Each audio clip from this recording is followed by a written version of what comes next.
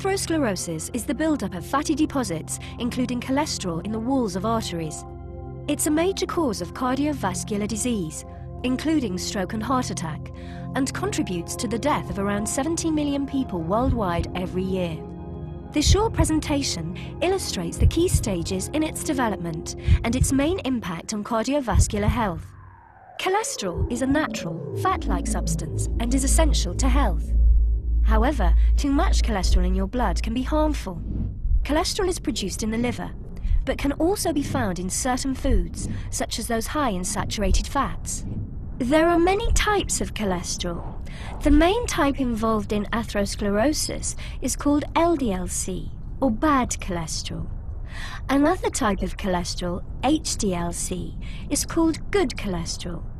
It's important to increase HDL-C as well as reduce LDL-C when treating high cholesterol.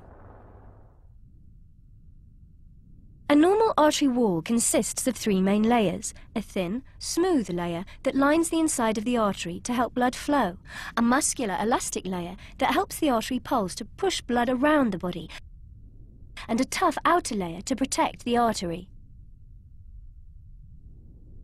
The exact cause of atherosclerosis is not known, but several factors, including smoking, high blood pressure, diabetes, and high cholesterol, are known to damage the smooth lining of the artery and contribute to atherosclerosis.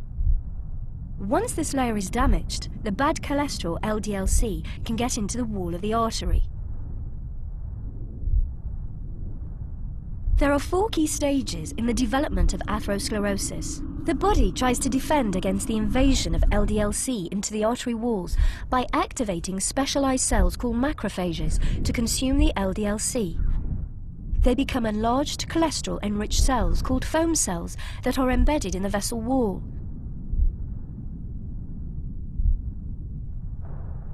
The accumulation of foam cells can be seen by the presence of fatty streaks in the vessel wall. As the fatty streaks grow, the body tries to protect the artery from them by surrounding them in a fibrous capsule. At this stage, the growth is called a plaque. As the plaque gets bigger, the body tries to preserve the blood flow through the artery. The plaque expands into the elastic layer, which stretches in order to keep the opening of the artery the same. If the plaque continues to grow, its expansion will eventually intrude on the inner opening of the vessel, as the elastic layer cannot stretch anymore. This reduces the ability of blood to get through the artery. At this stage, physical symptoms such as angina may appear.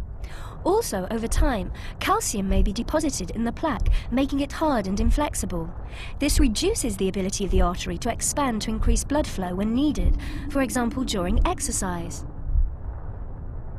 As the plaque grows into the artery opening, it squeezes the blood through an ever smaller gap. The resulting increase in pressure at the narrowing can damage the capsule covering the plaque, which may then rupture, resulting in a blood clot that can completely block the artery. Depending on the location of the blockage, the consequences, such as stroke or heart attack, may be severe and could be life-threatening. Atherosclerosis is progressive, and it can take many years before symptoms appear. But some people can have no symptoms even with extensive atherosclerosis and are at risk from sudden death. The symptoms depend on the site of the affected artery. In the heart, it can manifest as chest pains, angina. In the brain, as a type of mini-stroke called transient ischemic attacks. And to the legs as a cramp-like condition called intermittent claudication, which can result in amputation of the limb. If a plaque ruptures, the resulting blood clot may block the artery and cause a heart attack or a stroke, which can often be fatal. Atherosclerosis may cause the artery wall to weaken, causing it to bulge under the pressure from the blood. This bulge, called an aneurysm, can rupture, and the resulting bleed, called a hemorrhage, can be fatal. We hope, after this presentation, that you understand how the bad cholesterol LDL-C contributes to cardiovascular disease and atherosclerosis, and what that means for your health. We also hope you appreciate why always taking your medication, as prescribed by your doctor, is so important in maintaining low LDL-C and high HDL-C in order to reduce your cardiovascular risk.